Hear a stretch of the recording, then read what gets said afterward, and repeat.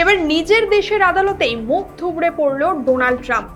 মার্কিন আদালত জানিয়ে দিল, এতদিন যেভাবে ডোনাল্ড ট্রাম্প ভারত সহ বিভিন্ন দেশের উপর অত্যাধিক হারে ট্যারিফের বোঝা চাপাচ্ছিল তা একেবারেই বেআইনি।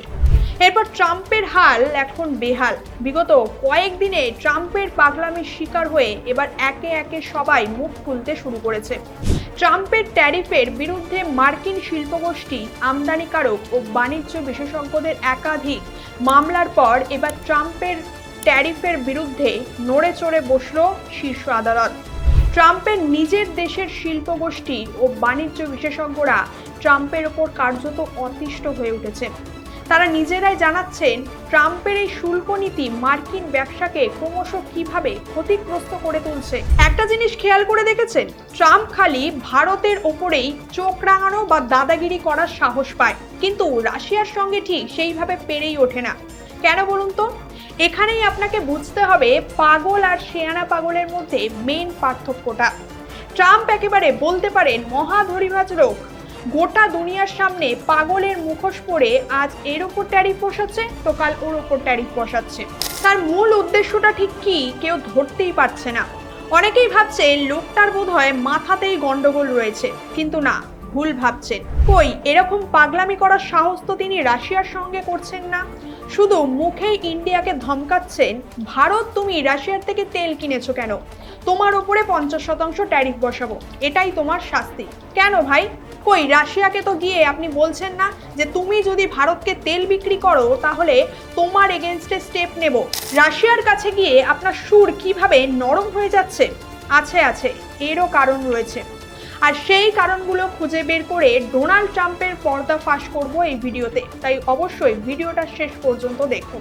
ইউনাইটেড নেশন সিকিউরিটি কাউন্সিলে 5টি দেশ পার্মানেন্ট মেম্বারশিপে রয়েছে, আর এর মধ্যে 2টো দেশই হলো রাশিয়া এবং চায়না। আর যে কোনো কাজের ক্ষেত্রে এই 5টি দেশের ভোট আমেরিকার জন্য খুবই ইম্পর্টেন্ট।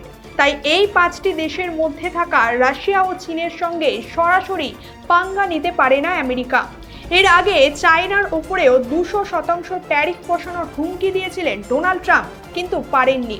এই হুমকির পাল্টা হিসাবে আমেরিকার কাছে রেয়ার আর্থ অ্যান্ড মিনারেলস এবং ম্যাগনেট পাঠানো বন্ধ করে দেয় চীন।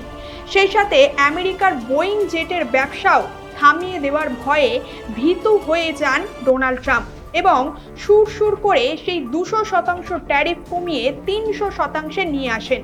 বিবিসির একটা প্রতিবেদনে আরও ধামাকাদার খবর বেরিয়েছে ট্রাম্পের বিরুদ্ধে, যেখানে লেখা রয়েছে রাশিয়ার কাছে ট্রাম্পকে জব্দ করার এমন কিছু গোপন তথ্য বা এভিডেন্স রয়েছে যা ট্রাম্পকে ভয়ে ভীতু করে রেখেছে রাশিয়ার সামনে, যার কারণে ডোনাল্ড ট্রাম্প রাশিয়ার সামনে টু শব্দ পর্যন্ত করতে পারছেন না।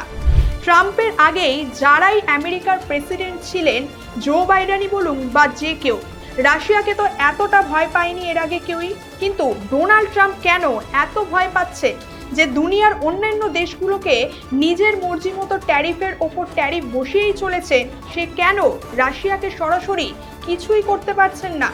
কোন ভয়ে এরকম জুজু হয়ে আছেন রাশিয়ার সামনে? অন্যদিকে আরও একটা মজার খবর শুনবেন। আমরা জানি বহুদিন ধরে রাশিয়া ও ইউক্রেনের মধ্যে যুদ্ধ চলছিল। ইউক্রেনের প্রেসিডেন্ট জেলেনস্কি রাশিয়ার প্রেসিডেন্ট পুতিনের সঙ্গে সমঝোতা করতে চাইলে পুতিন তাকে মস্কোতে আসার আহ্বান জানান যে ভাই, তুমি সমঝোতায় বসতে চাও তো আসো আমার দেশে।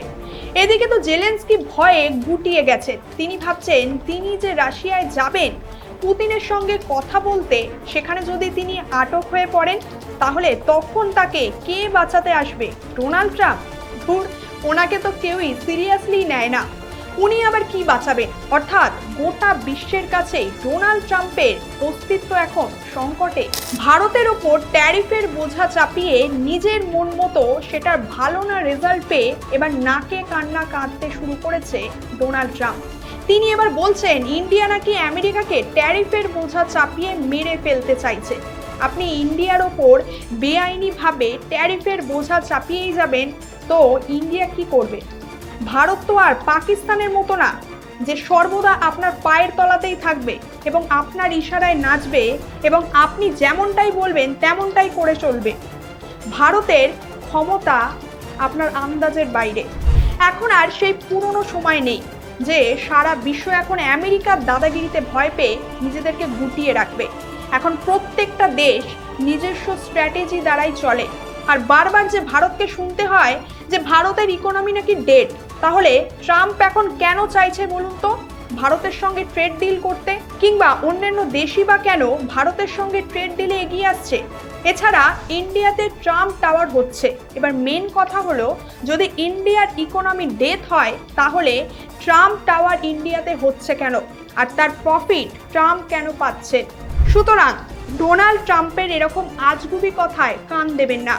ছোটবেলায় সেই গল্পটার কথা মনে আছে তো, আঙুর ফল না পেলেই টক? ডোনাল্ড ট্রাম্পের ক্ষেত্র এখন সেটাই হয়েছে। আজকের আলোচনার বিষয় এখানেই শেষ করছি। এ বিষয়ে আপনার মূল্যবান মতামত অবশ্যই জানাবেন কমেন্ট করে। ধন্যবাদ, ভালো থাকবেন।